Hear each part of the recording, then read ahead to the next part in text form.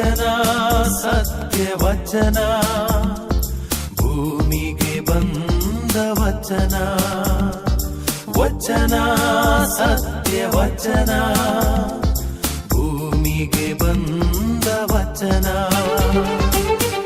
ಆದಿಯಲ್ಲಿ ಇದ್ದ ವಚನ ನಮ್ಮ ನೋಡ ಬಂದ ವಚನ ವಚನ ಸತ್ಯ ವಚನ ಭೂಮಿಗೆ ಬಂದ ವಚನ.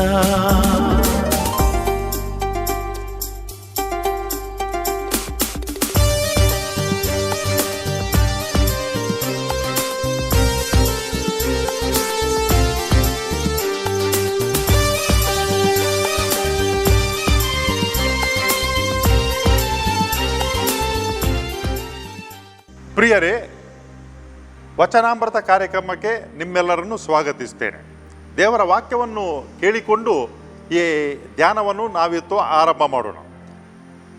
ಜ್ಞಾನೋಕ್ತಿ ಪುಸ್ತಕದಿಂದ ವಾಚನ, ಅಧ್ಯಾಯ 1, ವಾಕ್ಯ 22ರಿಂದ 33 ತನಕ. ಮೂಢರೇ, ಎಂದಿನ ತನಕ ಮೂಡಲಾಗಿರಿಸಲು ಆಶಿಸುವಿರಿ?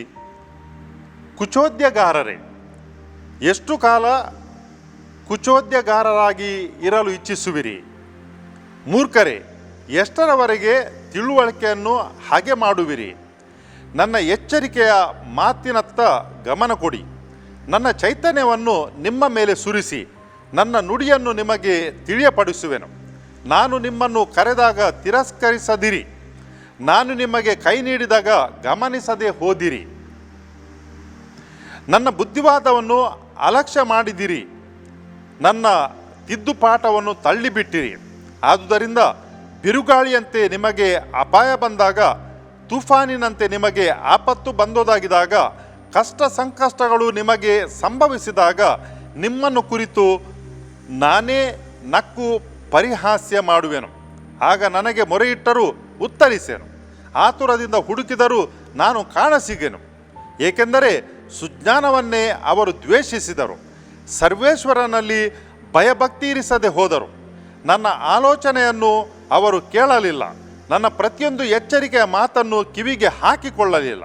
ಈ ಕಾರಣ ತಮ್ಮ ನಡತೆಗೆ ತಕ್ಕ ಫಲವನ್ನು ಅನುಭವಿಸುವವರು ತಮ್ಮ ಕುಯುತಿಗಳ ಪರಿಣಾಮದಿಂದ ಹೊಟ್ಟೆ ತುಂಬಿಸಿಕೊಳ್ಳುವರು.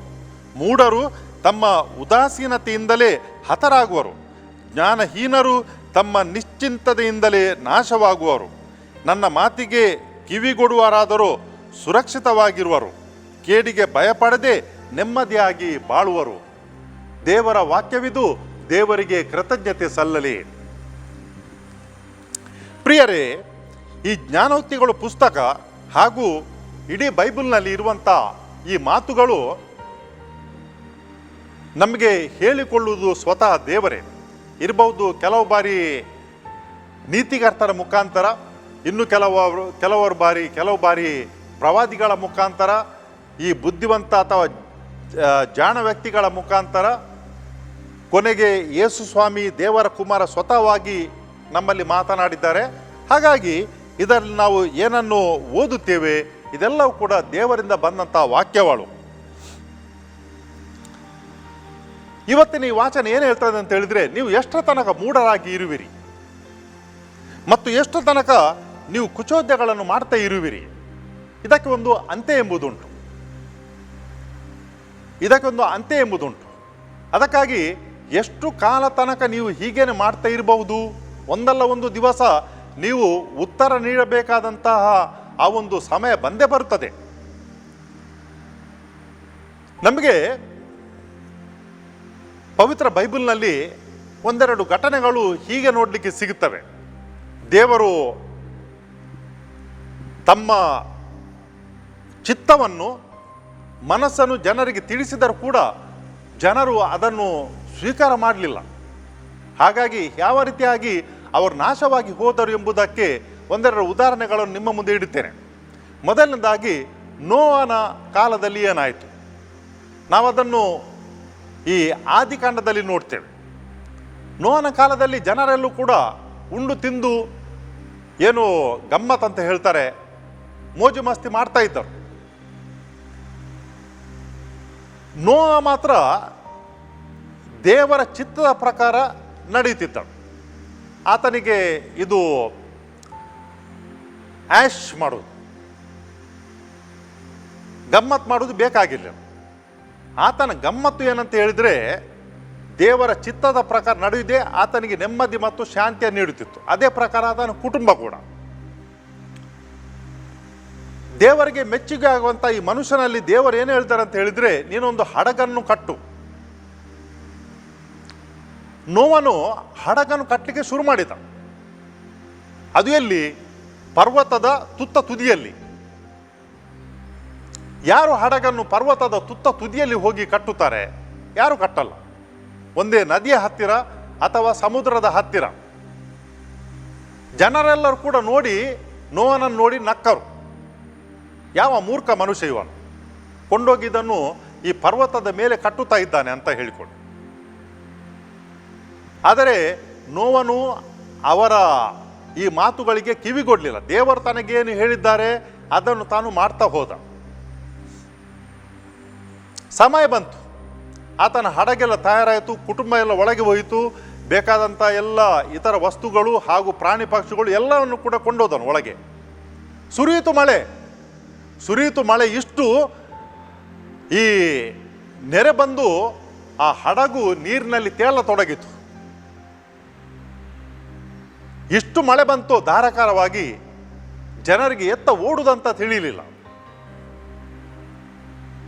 ಕಾಲ ಮಿಂಚಿ ಹೋಗಿತ್ತು. ಅವರು ತಮಗೆ ಇಷ್ಟ ಬಂದಂತೆ ಕೆಟ್ಟ ಜೀವನವನ್ನು ನಡೆಸ್ತಿದ್ದರು. ಅದಕ್ಕಾಗಿ ಈ ಒಂದು ಶಿಕ್ಷೆ ಅವರಿಗೆ. ಯಾರಾದರೂ ಬುದ್ಧಿವಂತರಿದ್ದಿದ್ದರೆ ಅವರಿಗೊಂದು ಸೂಚನೆ ಇತ್ತು, ಸಂಕೇತ. ಯಾಕಾಗಿ ಮನುಷ್ಯನು ಪರ್ವತದ ತುತ್ತ ತುದಿಯಲ್ಲಿ ಈ ಮನೆಯನ್ನು ಕಟ್ಟುತ್ತಾನೆ, ಹಡಗನ್ನು ಕಟ್ಟುತ್ತಾನೆ ಅಂತ ತಿಳ್ಕೊಳ್ಬಹುದಿತ್ತು. ಆದರೆ ಅವರು ತಮಾಷೆ ಮಾಡಿದರು. ಆ ತಮಾಷೆಯ ಫಲ ನಂತರ ಅವರಿಗೆ ಬರುವಾಗ ಅವರಿಗೆ ಅದನ್ನು ತಾಳಿಕೊಳ್ಳಲಿಕ್ಕೆ ಆಗಲಿಲ್ಲ.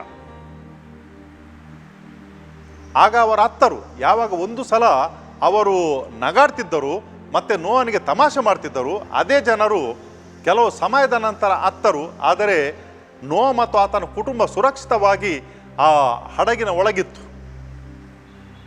ನಮ್ಮ ಸುತ್ತಮುತ್ತ ನಾವು ನೋಡ್ತೇವೆ ಅನೇಕ ಘಟನೆಗಳು ನಡೆಯುವುದು. ಆ ಘಟನೆಗಳ ಮುಖಾಂತರ ದೇವರು ನಮ್ಮಲ್ಲಿ ಮಾತನಾಡುತ್ತಾರೆ, ಏನೋ ಒಂದು ಸಂದೇಶವನ್ನು ಕೊಡ್ತಾರೆ. ನಾವು ಬುದ್ಧಿವಂತರಾದರೆ ಅದರಿಂದ ಕಲಿತುಕೊಳ್ಳುತ್ತೇವೆ. ನಾವು ಅತಿ ಬುದ್ಧಿವಂತರಾಗಿದ್ದರೆ ಇತರರಿಗೆ ಹೀಯಾಳಿಸ್ತೇವೆ, ನಮಗೆಲ್ಲ ತಿಳಿದುಂಟು ಅಂತ ಹೇಳಿಕೊಂಡು. ಬುದ್ಧಿವಂತಿಕೆ ಒಳ್ಳೆಯದು, ಆದರೆ ಅತಿ ಬುದ್ಧಿವಂತಿಕೆ ನಮ್ಮನ್ನದು ನಾಶಕ್ಕೆ ಕೊಂಡೊಯ್ಯುತ್ತದೆ. ಒಂದೇ ಸಲಕ್ಕೆ ಜಿಗಿಬೇಕಂತ ಹೇಳಿದರೆ ಕೈಕಾಲು ಸೊಂಟ ಎಲ್ಲ ಮುರಿದು ಹೋಗ್ತದೆ. ನಿಧಾನಕ್ಕೆ ಏರಿ ಹೋದರೆ ಎಲ್ಲ ಸರಿಯಾಗಿರ್ತದೆ. ಅದೇ ಪ್ರಕಾರ ನಾವು ನೋಡ್ತೇವೆ, ಇನ್ನೊಂದು ಘಟನೆ ಉಂಟು. ಅದು ಕೂಡ ಆದಿಕಾಂಡದಲ್ಲಿಯೇ ಸೊದೋಮ್ ಮತ್ತು ಗೊಮರ ಎಂಬ ಊರಿನಲ್ಲಿ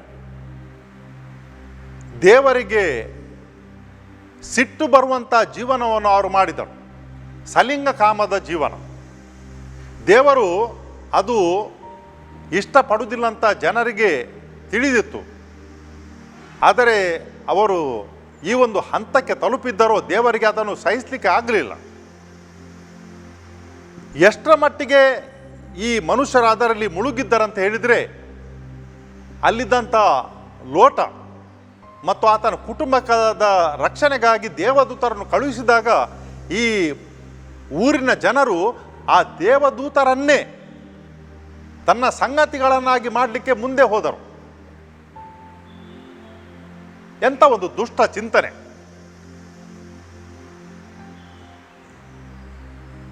ಯಾವಾಗ ನಮ್ಮ ಮುಂದೆ ನಮ್ಮ ಸುತ್ತಮುತ್ತ ಶಿಷ್ಟಾಚಾರದ ಜೀವನ ನಡೆಸುವವರಿದ್ದಾರೆ, ನ್ಯಾಯ ನೀತಿಯ ಜೀವನವನ್ನು ನಡೆಸ್ತಾ ಇದ್ದಾರೆ, ಅವರು ನಮಗೆ ಒಂದು ಸಂಕೇತ. ದೇವರು ಅವರು ನಮ್ಮ ಮಧ್ಯೆ ಸಂಕೇತವಾಗಿಡ್ತಾರೆ. ಅವರಿಂದ ನಾವು ಕಲಿಬೇಕಂತ. ಅವರು ಏನಾದರೂ ನಮ್ಮ ಹತ್ರ ಮಾತಾಡಬೇಕಾ ಕೂಡ ಆಗಿಲ್ಲ, ನಮ್ಮ ಹತ್ರ ಅವರು ಮಾತಾಡಬೇಕಾಗಿಲ್ಲ. ಆದರೆ ಅವರ ಜೀವನನೇ ಒಂದು ಪಾಠ ನಮಗೆ. ನಾವೇನು ಮಾಡ್ತೇವೆ? ತಾತ್ಸಾರವಾಗಿ ನೋಡ್ತೇವೆ. ನಮಗೆ ಖುಷಿ ಬಂದ ರೀತಿಯಲ್ಲಿ ಜೀವನವನ್ನು ಮಾಡ್ತೇವೆ. ಅವರಿಂದ ಏನನ್ನು ಕೂಡ ಕಲೀಲಿಕ್ಕೆ ನಾವು ಹೋಗಲ್ಲ. ನಮಗೆಲ್ಲ ತಿಳಿದುಂಟು ಎಂಬ ಒಂದು ಭಾವನೆಯಲ್ಲಿ ಇರ್ತೇವೆ, ಮುಳುಗಿಕೊಂಡಿರ್ತೇವೆ. ಈ ವ್ಯಕ್ತಿಗಳು ದೇವರು ಕಳಿಸಿದಂಥ ದೂತರು. ನಮ್ಮ ಸುತ್ತಮುತ್ತ ಏನು ಈ ನೀತಿಯಿಂದ ಸತ್ಯದಿಂದ ಬಾಳುವಂಥ ಜನರಿದ್ದಾರೋ ಅವರು ದೇವರು ನಮ್ಮ ಮಧ್ಯೆ ಇಟ್ಟಂಥ ದೂತರು ಮತ್ತು ಪ್ರವಾದಿಗಳು. ಅವರಿಂದ ನಾವು ಕಲಿಬೇಕು. ಅವರು ಬಂದು ನೀನು ಹೀಗೆ ಮಾಡುವುದು ಸರಿಯಲ್ಲ, ಅದನ್ನು ಹೀಗೆ ಮಾಡು ಅಂತ ಹೇಳಬೇಕಾಗಿಲ್ಲ. ಆದರೆ ಅವರ ಜೀವನವನ್ನು ನೋಡಿ ನಾವು ಕಲಿಬೇಕು. ನೋಹ ಮತ್ತು ಲೋಟ ಅವರು ಉಳಿದ ಜನರಿಗೆ ಹೇಳಿದ್ದಾರೋ ಹೇಳಲಿಲ್ವೋ ನಮಗೆ ಗೊತ್ತಿಲ್ಲ. ಪವಿತ್ರ ಪುಸ್ತಕದಲ್ಲಿ ಅದನ್ನು ಬರೆದಿಡಲಿಲ್ಲ. ಆದರೆ ಖಂಡಿತವಾಗಿಯೂ ಅವರ ಜೀವನವನ್ನು ನೋಡುವಾಗ ಸುತ್ತಮುತ್ತಲಿನ ಜನರಿಗೆ ತಿಳಿದಿತ್ತು, ಈ ವ್ಯಕ್ತಿಗಳು ನಮ್ಮ ಹಾಗೆ ಅಲ್ಲ, ನಮ್ಮ ಜೀವನದ ಕ್ರಮದ ಪ್ರಕಾರ ಅವರು ಜೀವಿಸುವುದಿಲ್ಲ, ಅವರು ಬೇರೆನೇ ಆಗಿದ್ದಾರೆ. ಎಷ್ಟು ಸಲ ಅವರು ಈ ಲೋಟನಿಗೆ ತಮಾಷೆ ಮಾಡಿದ್ದಾರೆ ಏನೋ, ಎಷ್ಟು ಕಿರುಕುಳ ಕೊಟ್ಟಿದ್ದಾರೋ ಏನೋ. ಅದೇ ರೀತಿ ನೋಹನ ಕಾಲದ ಜನರು ಎಷ್ಟು ಜನರು ಅಪಹಾಸ್ಯ ಮಾಡಿದ್ದಾರೇನೋ. ಆದರೆ ಅವರು ದೇವರು ಕಳಿಸಿದಂಥ ದೂತರಾಗಿದ್ದರು. ದೇವರು ಅವರ ಮಧ್ಯೆ ಇಟ್ಟಂಥ ಪ್ರವಾದಿಗಳಾಗಿದ್ದರು. ಅವರಿಂದ ಈ ಜನರು ನೋಡಿ ಕಲಿಬೇಕಾಗಿತ್ತು. ಅದರ ಬದಲಾಗಿ ಅವರು ಅಪಹಾಸ್ಯ ಮಾಡಿದರು, ತಮಾಷೆ ಮಾಡಿದರು. ಅದಕ್ಕಾಗಿ ಈ ಜ್ಞಾನೋಕ್ತಿ ಪುಸ್ತಕದ ಬರಹಗಾರರು ನಮಗೆ ಉತ್ತಮವಾದಂಥ ಜಾಣ್ಮೆಯನ್ನು ಹಾಗೂ ಪಾಠವನ್ನು ಕೊಡುತ್ತಾರೆ. ಏನು ಹೇಳ್ತಾರೆ ಅಂತ ಹೇಳಿದ್ರೆ, ನೀವು ನಗಾಡ್ತೀರಿ ಈಗ, ಆದರೆ ಕೊನೆಗೆ ನಾನು ನಿಮ್ಮನ್ನು ನೋಡಿ ನಗುವೆನು. ಮೂಢರು ಕೆಲವರು ಇರ್ತಾರೆ, ಎಷ್ಟು ಹೇಳಿದ್ರು ಕೂಡ ಅದು ಒಳಗೆ ಹೋಗುವುದೇ ಇಲ್ಲ. ಹೋಗುವುದಿಲ್ಲ ಯಾಕಂತ ಹೇಳಿದರೆ ಆಗುವುದಿಲ್ಲ ಅಂತ ಅಲ್ಲ, ಮತ್ತೆ ನೋಡುವ ಈಗೇನು ಅವಸರ ಅಂತ ಹೇಳಿಕೊಂಡು ಕೆಲವರು ಈ ರೀತಿಯ ಒಂದು ಉದಾಸೀನದ ಜೀವನವನ್ನು ಮಾಡುವವರಿದ್ದಾರೆ. ಯಾವುದರಲ್ಲಿ? ಆಧ್ಯಾತ್ಮಿಕ ಜೀವನದಲ್ಲಿ. ಈ ಪ್ರಾರ್ಥನೆ ಮತ್ತು ಈ ಪೂಜೆ, ಈ ಪ್ರವಚನ ಈಗ ಯಾಕೆ, ಮತ್ತೆ ನೋಡುವ ಸಮಯ ಉಂಟು. ಉದಾಸೀನ ಈ ದೆವ್ವ ಅಥವಾ ಸೈತಾನನು ಉಪಯೋಗ ಮಾಡುವಂಥ ಒಂದು ಸಾಧನ. ಯಾವ ಮನುಷ್ಯನು ನಾಳೆ ಅಂತ ಹೇಳ್ತಾನೋ ಆತನು ಖಂಡಿತವಾಗಿಯೂ ಸೈತಾನನ ಕೈಯಲ್ಲಿ ಸಿಲುಕಿಕೊಂಡಿದ್ದಾನೆ. ದೇವರು ಈ ಸೈತಾನ ಒಂದು ಸಲ ಏನು ಮಾಡಿದಾನೆ ಅಂತ ಹೇಳಿದ್ರೆ, ಒಂದು ಸಭೆ ಕರೆದಾನಂತೆ. ಏನು ಮಾಡಲಿಕ್ಕೆ? ಮನುಷ್ಯರನ್ನು ಯಾವ ರೀತಿ ನಮ್ಮ ಹತ್ರ ನಾವು ಸೆಳೆದುಕೊಳ್ಳುವುದು, ಎಲ್ಲರೂ ಕೂಡ ದೇವರನ್ನು ಆರಾಧಿಸ್ತಾರಲ್ಲ, ನಮ್ಮ ಕಡೆ ಜನ ಬರ್ತಾ ಇಲ್ಲ, ಏನು ಮಾಡೋದು ಅಂತ ಹೇಳಿಕೊಂಡು ಒಬ್ಬರು ಹೇಳಿದಾರಂತೆ, ನಾವು ಅವರಿಗೆ ಈ ಮದ್ಯವನ್ನು ಕುಡಿಯುವ ಹಾಗೆ ಮಾಡುವ, ಬಣ್ಣ ಬಣ್ಣದ ಅಲಂಕಾರವಾದಂತಹ ಅಂಗಡಿ ಮಳಿಗೆಗಳನ್ನು ತೆರೆಯುವುದು, ಮತ್ತು ಸುಂದರವಾದ ಲೈಟಿಂಗ್ ಮಾಡುವುದು. ಜನರು ಬರ್ತಾರೆ, ಅಲ್ಲಿಗೆ ಕುಡಿತಾರೆ. ಅಷ್ಟರಲ್ಲಿ ಅವರು ದಾರಿ ತಪ್ಪಿದಾರಂತ ಅರ್ಥ. ಮತ್ತೊಬ್ಬನೇ ಹೇಳ್ದಾನಂತ ಹೇಳಿದರೆ, ಡ್ರಗ್ಸ್ ಯುವ ಜನರಿಗೆ ಅದು ಕೊಟ್ಟರೆ ಸಾಕು, ಮತ್ತೆ ಅವರು ದಾರಿ ತಪ್ಪಿ ಹೋದ ಹಾಗೇನೆ, ಮತ್ತೆ ಅವರು ಎಂದೂ ಕೂಡ ದೇವರಲ್ಲಿಗೆ ಹೋಗಲ್ಲ. ಇನ್ನು ಕೆಲವರು ಹೇಳಿದಾರಂತೆ ಏನಂತ ಹೇಳಿದರೆ, ಈ ಜನರು ಮರುಳು ಎಲ್ಲಿ ಏನಾದರೂ ಕೂಡ ಒಂದು ಸ್ವಲ್ಪ ಶಬ್ದ ಆದರೆ ಸಾಕು, ಕುಣಿತ ಬಂದರೆ ಸಾಕು, ಅದರ ಹಿಂದೆ ಹೋಗ್ತಾರೆ. ಅದರ ಮುಖಾಂತರ ನಾವು ಜನರನ್ನು ದೇವರಿಂದ ಈ ಕೆಟ್ಟ ದಾರಿಗೆ ಎಳೆಯಲಿಕ್ಕೆ ಸಾಧ್ಯ ಆಗ್ತದೆ ಅಂತ ಹೇಳಿ ದೇವರ ಹೇಳ್ತಾರೆ. ಇದೆಲ್ಲ ಕೂಡ ಈ ಸೈತಾನ ಹೇಳ್ದ, ಇದನ್ನೆಲ್ಲ ಕೂಡ ನಾವು ಯಾವಾಗದಿಂದ ಮಾಡ್ತಾ ಇದ್ದೇವೆ. ಆದರೂ ಕೂಡ ಅಲ್ಲಿ ಜನರು ಅವರಿಗೆ ದಾರಿ ತೋರಿಸುವವರಿದ್ದಾರೆ. ಇದೆಲ್ಲ ಕೂಡ ನಡೆಯುವುದಿಲ್ಲ. ಈಗ ನಾವೇನಾದರೂ ಕೂಡ ಹೊಸತನ್ನು ಕಂಡುಹಿಡಬೇಕು. ಜನರು ಪ್ರಾರ್ಥನೆ ಮಾಡ್ತಾರೆ, ಅವರಿಗೆ ಹೇಳಿಕೊಡುವವರಿದ್ದಾರೆ. ಅದಕ್ಕಾಗಿ ನಾವು ಹೊಸತನ್ನು ಏನಾದರೂ ಮಾಡಬೇಕು ಎಂದು ಸೈತಾನ ಹೇಳ್ತಾನೆ. ಅಷ್ಟೊತ್ತಿಗೆ ಒಂದು ಕೆಟ್ಟ ದೆವ್ವಗಳು ಕೆಟ್ಟವೆ, ಕೆಟ್ಟ ದೂತ ಅವನೇನು ಹೇಳ್ತಾನೆ ಅಂತ ಹೇಳಿದ್ರೆ, ನಾವು ಹೀಗೆ ಮಾಡು. ಏನಂತ ಹೇಳಿದರೆ, ನೋಡು, ಆ ಮದ್ಯ, ಆಮೇಲೆ ಇದು ಕುಡಿತ, ಚಟ, ಡ್ರಗ್ಸ್, ಆಮೇಲೆ ಇನ್ನೇನು ಕೆಟ್ಟದೆಲ್ಲ ಉಂಟು, ಅದೆಲ್ಲ ನಿಮಗೆ ಒಳ್ಳೆಯದಲ್ಲ. ಇದು ನಿಮ್ಮ ಜೀವನ ಕೆಟ್ಟದನ್ನಾಗಿ ಮಾಡ್ತದೆ. ಯಾರು ಹೇಳ್ತಾರೆ? ದೆವ್ವ ಹೇಳುವುದು. ಇದೆಲ್ಲ ನಿಮಗೆ ಬೇಡ ಇದು. ಆದರೆ ನೀವು ಈಗಲೇ ಯಾಕೆ ಅದನ್ನು ದೂರ ಮಾಡಬೇಕು? ನಿಮಗೆ ಇನ್ನೂ ಕೂಡ ತುಂಬ ಸಮಯ ಉಂಟು. ನಿಮ್ಮ ಈ ಯೌವನ ದಾಟಿದ ಮೇಲೆ ಆಮೇಲೆ ಹಿರಿಯ ವಯಸ್ಸಾಗುವಾಗ ಆಗ ನೀವು ಇದೆಲ್ಲ ಬಿಟ್ಟು ಏನು ಮಾಡ್ಬೋದು ಅಂತ ಹೇಳಿದರೆ ದೇವರ ಹತ್ರ ಹೋಗ್ಬೋದು. ಈಗಲೇ ಏನು ಅವಸರ? ಆಗ ಸೈತಾನ ಹೇಳಿದ ಅಂತ ಹೇಳಿದರೆ ಇದಾದರೆ ಒಳ್ಳೆಯ ಆಲೋಚನೆ. ಯಾಕಂತ ಹೇಳಿದರೆ ನಾವು ಬೇಡ ಅಂತ ಹೇಳಿದರೆ ಅದು ತಿಳಿಕೊಂಡು ನಮ್ಮನ್ನು ತ್ಯಜಿಸುವಂಥ ಜನರಿದ್ದಾರೆ. ಎಲ್ಲರೂ ಕೂಡ ಮೂರ್ಖರೇ ಅಲ್ಲ. ಆದರೆ ಇದು ಆದರೆ ಒಳ್ಳೆಯದು. ಏನಂತ ಹೇಳಿದರೆ ನಾಳೆಗೆ ಸ್ವಲ್ಪ ಅಲ್ಲಿ ಏನಂತ ಹೇಳಿದರೆ ಈ ಉದಾಸೀನತೆಯನ್ನು ಹಾಕಿದರೆ, ಜಡತ್ವವನ್ನು ಹಾಕಿದರೆ ನಮ್ಮ ಕೆಲಸ ಸಕ್ಸಸ್ಫುಲ್, ನಾವು ಯಶಸ್ವಿ ಆದ ಹಾಗೆ ಅಂತೇಳಿ. ಹಾಗೆ ಕೆಲವರು ಏನು ಮಾಡ್ತಾರೆ ಅಂತ ಹೇಳಿದರೆ, ನನಗೆ ಯೌವನ ಇರುವುದು ಒಂದೇ ಸಲ ಈ ಭೂಲೋಕದಲ್ಲಿ, ಅದನ್ನು ನಾನು ಎಂಜಾಯ್ ಮಾಡಬೇಕು. ಆಮೇಲೆ ಪ್ರಾರ್ಥನೆ ಮಾಡೋದು, ಆಮೇಲೆ ಜಪಸರ ಹೇಳುವುದು, ಮತ್ತು ಪ್ರವಚನ ಕೇಳುವುದು, ಬೇಕಾದಷ್ಟು ಸಮಯ ಉಂಟು. ರಿಟೈರ್ಡ್ ಆದಮೇಲೆ, ನಿವೃತ್ತಿ ಆದಮೇಲೆ ಕೂತ್ಕೊಂಡು ಅದೇ ಅಲ್ಲ ಮಾಡೋದು. ಮತ್ತೆ ಈಗ ಯಾಕಂತ ಹೇಳಿಕೊಂಡು ಪ್ರಿಯರೇ, ಯಾರಿಗೆ ಗೊತ್ತು ಆ ಒಂದು ವಯಸ್ಸು ಅಥವಾ ಆ ಒಂದು ಜೀವನ ನಮಗೆ ಬರ್ತದಂತ. ಅದಕ್ಕಿಂತ ಮೊದಲೇ ಎಲ್ಲಿ ಅದು ನಿಂತು ಹೋದರೆ ಆಗ ಏನು ಮಾಡೋದು? ಆ ಒಂದು ಬುದ್ಧಿವಂತಿಕೆ ನಮ್ಮಲ್ಲಿ ಇರಬೇಕು. ಉದಾಸೀನತೆ ಎಲ್ಲಿ ಉಂಟೋ ನಾವು ಅಲ್ಲಿ ಸೈತಾನನ ಕೈಗೆ ಸಿಕ್ಕಿ ಹಾಕಿದ್ದೇವೆ ಎಂಬುದು ಅರ್ಥ.